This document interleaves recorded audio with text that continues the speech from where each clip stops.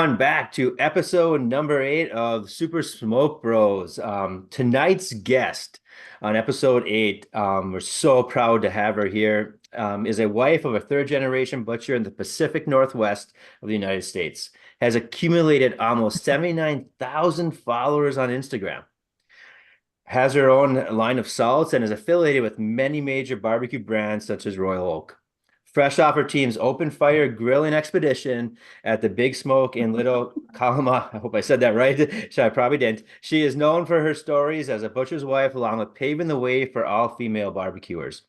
Um, we are honored to have the Seattle butcher's wife, Misty Vancaro, here. Thank you for joining us, Misty. It's an honor Hey. to have you here. I know you're tired. You were super busy this weekend, and just to take a few minutes to talk to two of the three Super Smoke Bros, All and right. share your story. We're just so very, very honored. So thank you, Misty. Welcome.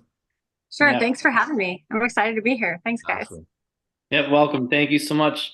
My name is Colin. I know my little name on the computer says Courtney Sheen. This is actually the first episode I've ever noticed that in. That's my wife, my incredible wife.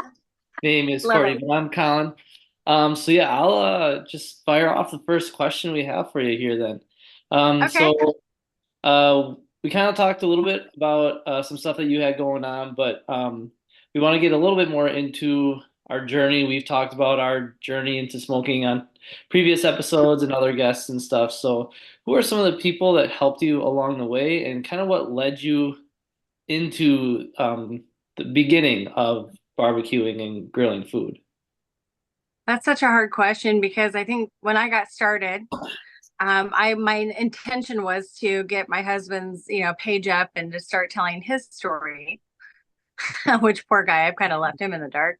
But I started looking at the hashtags of barbecue and, meat and everything and started finding these pockets of the barbecue community, meat lovers. And I started with seeing, more like the middle-aged dads and dudes just in their backyard having a beer and making some really nice big pieces of meat. And I thought, wow, that meat looks good. And if that guy can do it, I think I can. Just sort of felt like, and man, I feel like this is possible. And we were, at home mostly during this COVID time. Had a totally different career. I was on these Zoom calls like we are now and kind of bored doing that all day, So um, I just took it upon myself to start getting some meat from the butcher, and saying, hey, can you bring this home? I want to try this. What is a picanha? I don't even know what that is. I want to try it, And so eventually those things came my way. But as far as people that inspired me, gosh, it's such a group of people. It's so hard to pin down one or two. But people that really stand out to me when I think about YouTube, that's where you're learning the long-term stuff, like Malcolm Reed, Jeremy Yoder, like the people that are going long and showing you step by step where you can pause and write things down. That's probably what I was doing. Of course, Instagram, I got quickly snapped into the Traeger community once I got a used Traeger off of Craigslist to try out because I saw all these people. I'm like, well, that can't be that hard, Yeah. And then I saw like the DBQ, Girls Can Grill, Melissa Cookston. I didn't know anything at all about competition barbecue at all.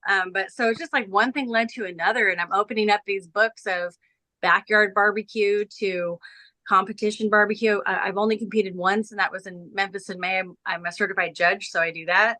But man, it's been quite an adventure. Now I'm playing with this open fire group and just having the time of my life. Nice, awesome.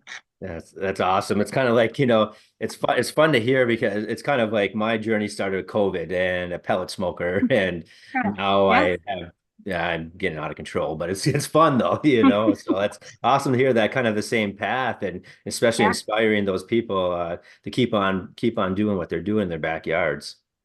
Yeah. So, Yep. Misty, describe your experience with working with social media. Because I mean, I look at your account and I'm like 79K. We have 245, and I think that's awesome. And not even close to you, And what is the hardest thing about working with social media that your viewers may not see?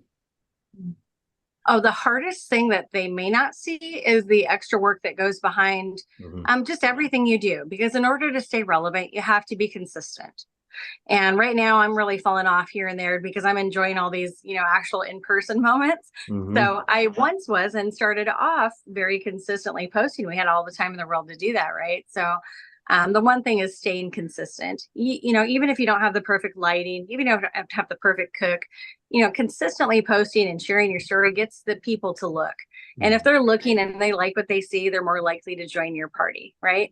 So that's probably the best thing. And then what changed my game, I think, was paying attention to the details. I come from retail, so like visual merchandising is a huge part of that for many years.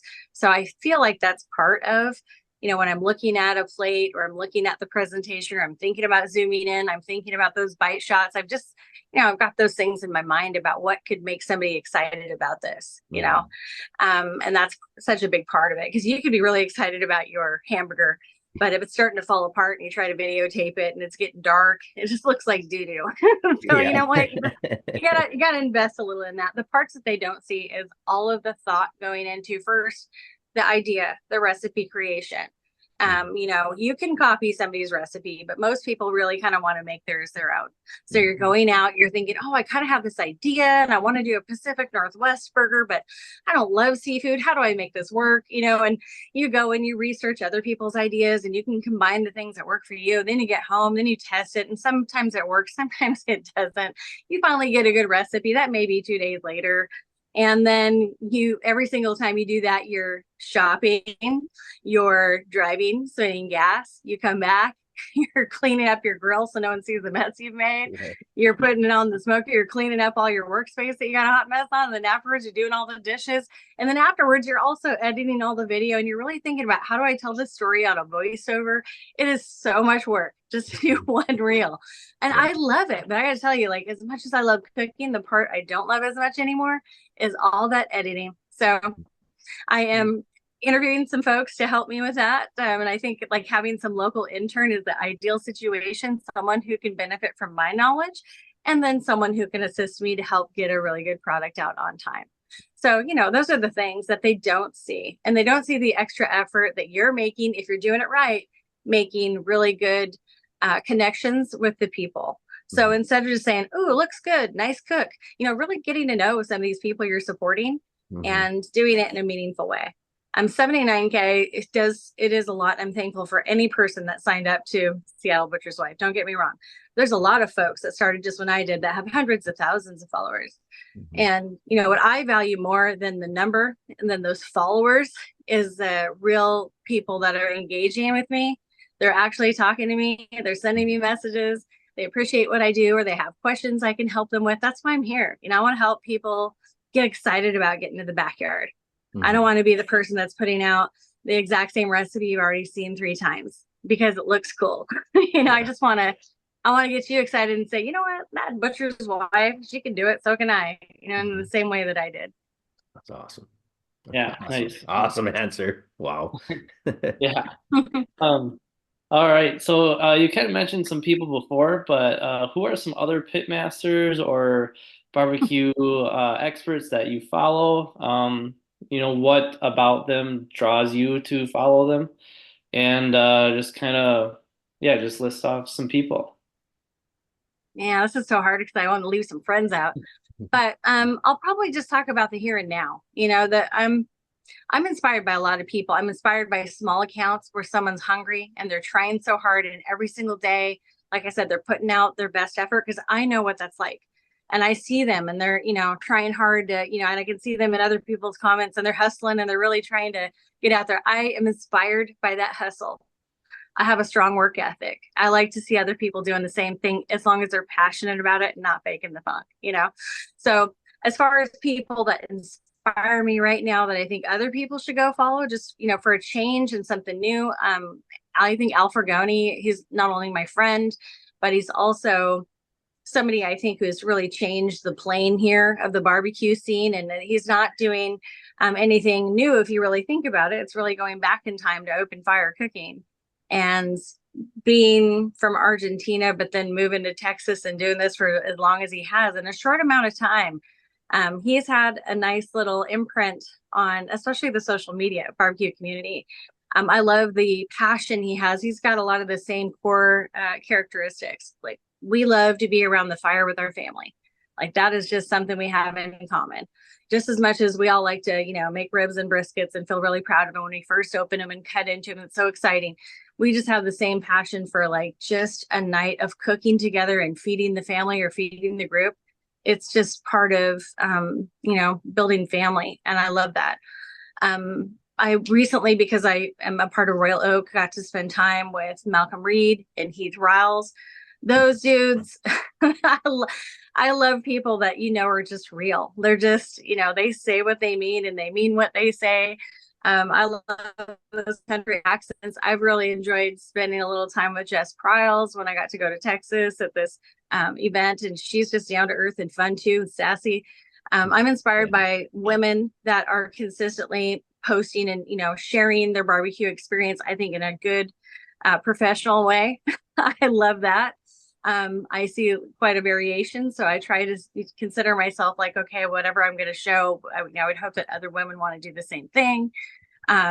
It's not just about brand sponsorships. That's part of the game that helps you so that you can actually continue to do what you love and afford to be able to do it. But the creation of recipes and coming up with new things, there's even people that are outside of the barbecue circle that I follow just because they have good ideas and they really mean it. Nice. Awesome. Awesome. Great answer, Misty. So did you ever imagine that your barbecuing, your grilling journey would inspire so many young ladies to start their own barbecue journey? What does it feel like and mean to you that so many inspiring young ladies look up to you? Yeah, honestly, I still like struggle with that. I can't even believe it. I just don't even believe it half the time. I don't think, I know there's a certain niche for barbecue, so not everyone even knows my name, and more people might know me in some other places that I'm grilling and doing events than I am in Seattle. That's why I did this local one recently. But no, I had this experience. One of the girls at that event I went to the weekend, she came back 8 times in line with her little tokens to buy just chicken skewers. It wasn't even anything like, hey, me showing off, which is basic chicken skewers. And she's like, these are the best I've ever had. She asked her dad if she could buy some more to take home and eat at home later. And she's like, I want to learn how to cook like that. And I thought, that's so much. When I was 8 or whatever, or 9, can't remember how old she was. I don't think I ever saw women grilling ever. And I don't remember a time where I went back 8 times or whatever for repeat. So I think those are just anytime I can physically or online be a person that says you can do this, that makes me feel charged up. That fuels my battery. And I don't care if I lost 500 or 5,000 followers tomorrow. I don't care about that. I care more about like what happens later. I heard another story yesterday. This lady came back because it was day 2, Sunday, and she goes, she was a grandma. She goes, I brought my granddaughter here on Saturday. And, she came and she saw and she got a little snack. She went back and told Grandpa, I saw all ladies cooking on the grill, Grandpa, and there was pineapples on the grill. Why don't you do that, Grandpa? And I was thinking to myself, she's like a little cutie. And I think I got a video of her chewing on one of the ribs. But I just thought again, like, that's a 3-year-old who's asking her grandpa to get up and barbecue for her because she saw 5 women plus me managing the fire and giving some treats. Like, that's heavy. I got goosebumps really just thinking about that. So those are things that, are worth it to me. I don't do a good job, I know, about saying, hey guys, this is beginner class for women. We're going to show you how to do 1, 2, 3 ribs. I haven't done that. I probably should do those YouTube videos so that I could actually, move that along and make it accessible to more people. But I'm just having so much fun. It's really hard to balance the fun factor and the business factor for me. Because in my mind, even though I'm only 51, but I feel like this is like a retirement mode a little bit because I'm certainly not retired. I'm working my butt off, but I still want to have fun. And when it's not fun, like, I don't really want to do it, So that's where I'm at. Yeah, no, that's awesome. Because even at my middle daughter, her nickname's the Honey Badger, and she loves to barbecue with me and fire up the smoker. But every day we go through Instagram, and she's always asking, what's her butcher's wife doing today? And we scroll through and things like that. I gotta keep up. So she has a few favorites, and you're one of them. So yeah, we definitely awesome. I love that. So Being such an accomplished barbecuer with your online presence hasn't come easy. Is there any advice you would share with young, inspiring social media influencers like ourselves or anybody like this that you've learned along the way that you wish you would have known going into this? Yeah, I do. There's just so many things. That's why sometimes, if I can get someone who's close to me, I'll share everything I've learned. I don't have a packet or a kit with the highlights of the top 10 things that you should do. But recently I was asked to go speak to a group of business students at the Foster School of Business at University of Washington. And it was a group that does social media and they want to be entrepreneurs in their business. And I shared a lot of things about presenting your content, presenting yourself in a really clean and professional way. And there are brands, don't get me wrong, there's plenty of brands that are going to work with you while you're drinking and getting tipsy online and cussing and doing some things. And, I don't even care that some of those things might be part of my personal life. But I think part of, thinking about everything you say and everything you do is your brand. Right. Even if you have no intention, because I had no idea that Seattle Butcher's Wife would be a thing. It's so still bizarre to me. But I know because I come from a professional retail environment and I understand these things. So if you worked like for a large corporation, you already know some of the do's and don'ts. And I think you have to consider that when you're creating content and the way you carry yourself, even the way you interact. You've got to be yourself. You got to be authentic. But you also have to be careful a little bit on those things. So if you want to eventually do this as a full-time job and you want to work with brands, I know that certainly that some brands might select me because I am a woman, period. But the other ones, there are plenty of women out there. I think that, they might be thinking, oh, I might get, some kind of professional, somewhat, clear product with clear presentation with this individual. So I think having decent photography, meeting the deadlines, being authentic, and just, presenting yourself in the most professional way that you can, if that's one of your goals. Being consistent, being able, just like he said, like, what is she doing today? People are actually curious about what you're doing today. Feedback that I've gotten is like, we want to see your face more in your stories. And I'm like, oh man, half the time my hair's in a knot and I'm sweaty with like black hands from the pit or something. Like, I don't know.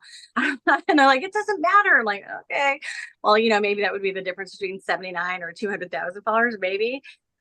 So really showing your face more and being present. And I was talking to a creator yesterday who's very accomplished, has, twice the amount of followers I do. And he's working with an agent who said, are people following you for recipes? Or are they following you for you? And he really thought about it. And his answer was, I think they're, what do you think? Why do you think people are following me for my recipes or because they want to follow me? He's like, I think you're doing better. I think they like you. I was like, okay, how do you find some, in between? Because I think that's part of it. Like if we really think about the people we like to follow, sure, we do like their recipes. We like probably learn some of the methods, but there's just something about that person that draws you in. It's their personality, it's their delivery. I don't know, so I think it's having that balance between you remembering that you're a brand, but also putting out consistent, quality material that's going to be useful for others. When someone can take your stuff and use it, that makes it valuable. So if you're creating something of value to others, you're making, those are the times when you do a post and you look and you see it shared so many times. I'm not talking about comedy shares. Like I get a lot of those memes all the time. I'm talking about a useful tip or trick or recipe or something unusual that you did. The shared ones I think are the most valuable ones. So you got to think about what you did to do more of that. Yeah, that's great. I know Colin and Andy and I think around the same path you do about how, because we're three high school teachers. We teach together, and we have a lot of our students are followers and things like that. And it's really how you present yourself, what your example outside, too as well. So that was some very, very good advice. We have one more question, Misty, before we go to our lightning round, which we call the sizzle round. But so last question here. All the backyard barbecuers would love to know your favorite thing to prepare when you are not creating content for your channel. What do you like to prepare that may not be associated with barbecue as well? I do a lot of pasta, mostly because my kids like it. I married an Italian, so And then, there's kind of a wavering thing. Obviously, pizza is not necessarily barbecue unless you put it on your grill or your smoker. Mhm. So I do lots of open fire pizza cooking. If you've watched my page, Mhm. I got a Brio, and the Brio has that oven attachment. I Yeah. live right next door to my husband's brother, wife, and kids, and his parents, all three of us in a row. Exactly. Wow. And so we walk on over there and we have pizza nights, every Sunday, unless I'm out of town. So, and now that I did that, I got this, it was supposed to be my thing. Now it's like become a favorite of the butcher.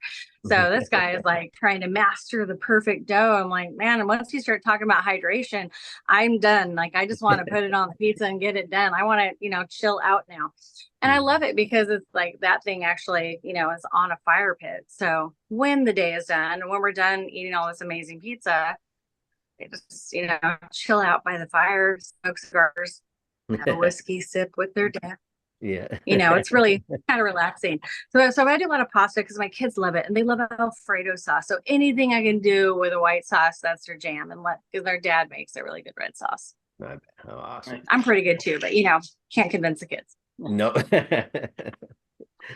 All right. So we'll go. Colin will start with the sizzle round, just kind of like some one answer questions here, and take your time. No hurry here, but it's kind of some things that I know a lot of like amateur barbecuers like ourselves are always wondering about individuals when we see you on online and cooking these great things, making these great things, but what are maybe some of your favorite things? So Colin, you like to start us off?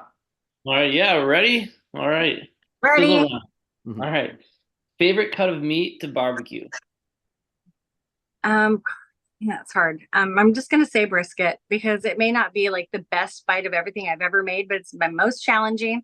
And even though I'm really good at it, I always want to do better. And I can't wait till the end when you slice in. So I'm anticipating and I'm watching, and it's like a whole event. So I have to say brisket because of the work that goes into it and the excitement. Yeah. Misty, your favorite rub? Oh man, that's crazy. You're gonna make all my friends mad. Let's see. Well, obviously we have rubs for different things, like all different kinds of things.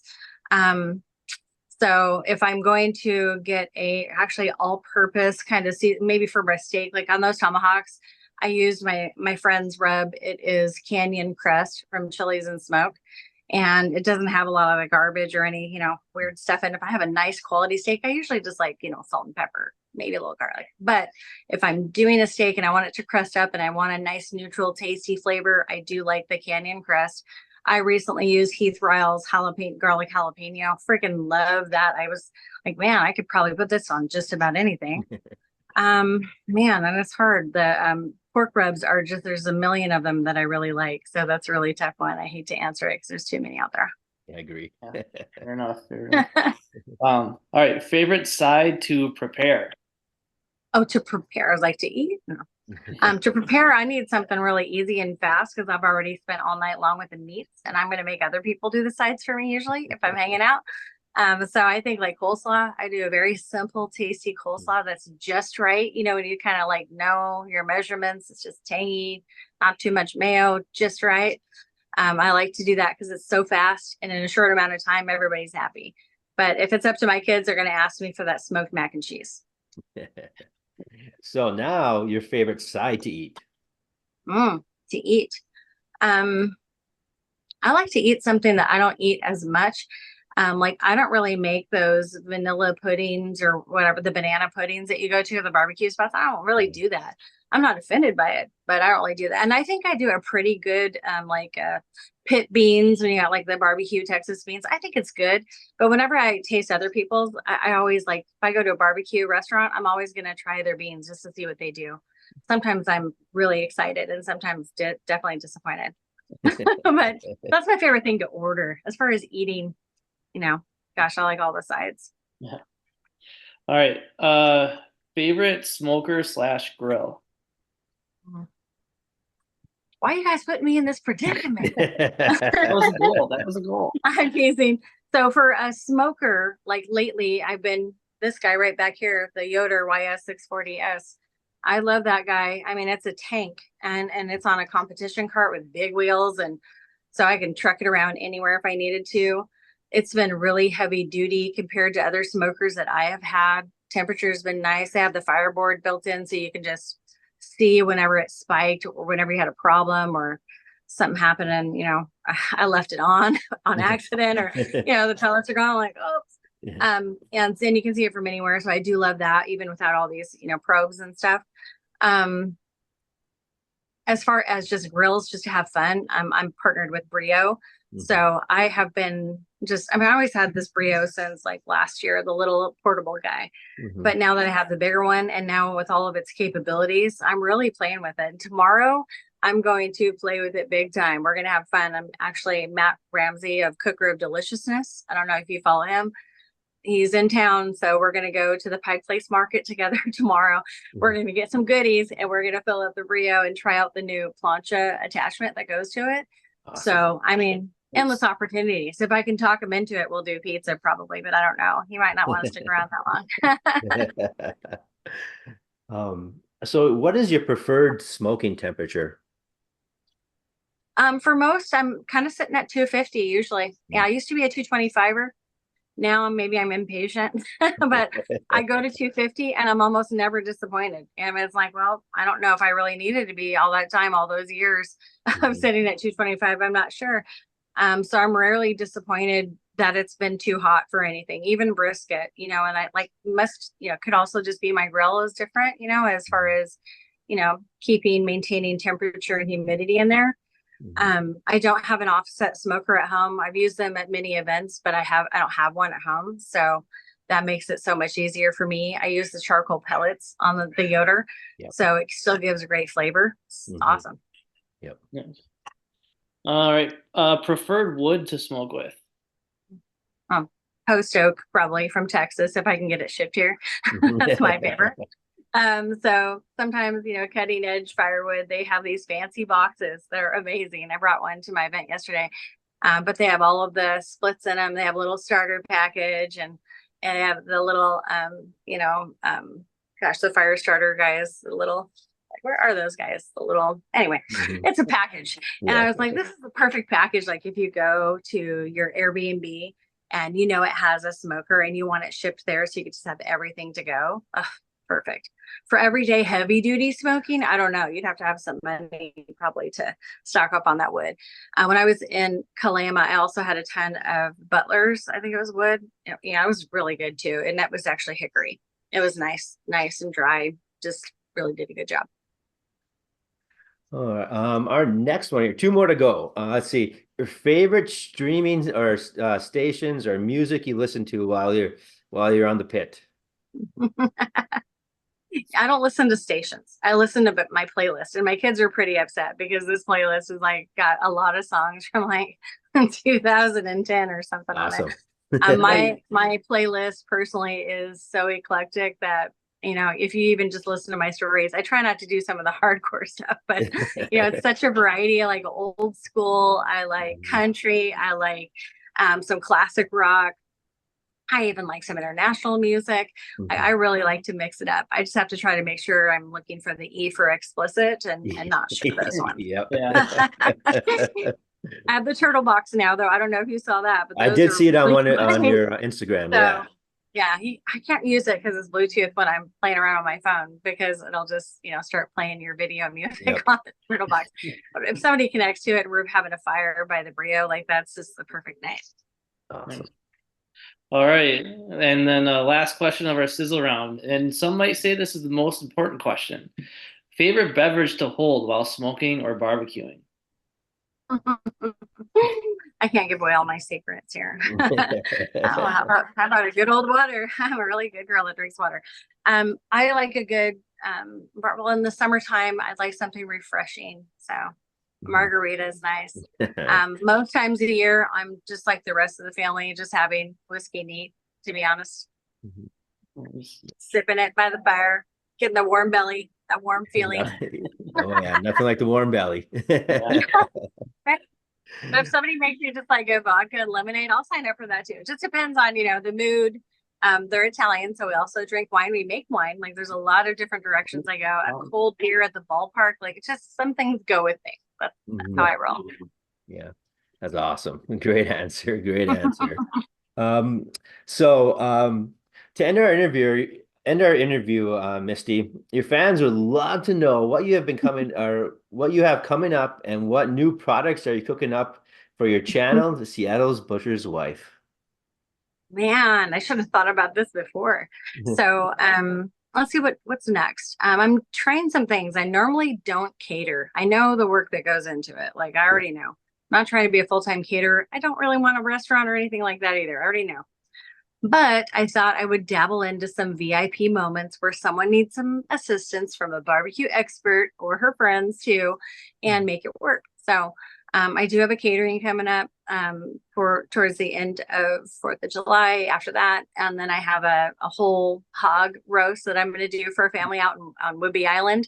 And I'm going to have Miss Tina Cannon, who I know you guys interviewed, Oh, fly in. So we're going to Really? cook it together. Nobody knows that yet. It's a Oh, secret. that is awesome. So there you go. We're going to do a whole hog for a family out on an island, and it's going to be amazing. So I'm really excited. Their whole family is having a little family reunion, and they want to do a pig pull event. So we're going to make it special.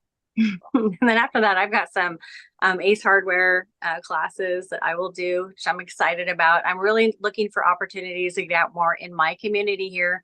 Like I was saying earlier, sometimes Seattle Butcher's Wife is more familiar in some of the places that I'm going to barbecue. Might be in, Memphis or Nashville or Texas. And they're like, oh yeah, we heard of you. I'm like, okay, Seattle's a little bit different. We're so big and we're not known for barbecue. So all of Yeah. our people might not be on the same channel, but I love to be able to do it because then I realize there are people that actually love to grill or love to learn. So I'd like to make myself more available locally. That's awesome. awesome. That's I'm jealous of that whole hog. I know Miss Tina invited us down to her place to fire up a whole hog on her pit, and so we just haven't locked down a date. But the three of us Yeah. were going, and All so right. yeah, she's Right awesome. on. Yeah, she is She's awesome. great. She's a hoot. Her and I had a lot of fun on the barbecue country show last year. We got together and spent time in Tennessee, and she's just hilarious. She loves cooking, and she's a hoot. Yes. Well, Misty, that is we cannot thank you enough for coming on, and we're so very thankful and just spreading your word about your journey and Thank you. and the empowerment that you have given young ladies and young men too as well to follow what they do, and that's why we do what we do too as well, and we're just three teachers that like to this our career is teaching, but we like to Yeah. barbecue and just learning from everyone and I reached out just because we follow you, and it's always great to hear his story, and because everyone starts somewhere and where you're at now and the inspiration that you are. So we always Thank end you. our podcast with kind of we always say smoke on, and so we're wondering, Misty, would you like to end our podcast today with saying smoke on? Absolutely. Let's do this. Smoke on. Smoke on. Smoke on.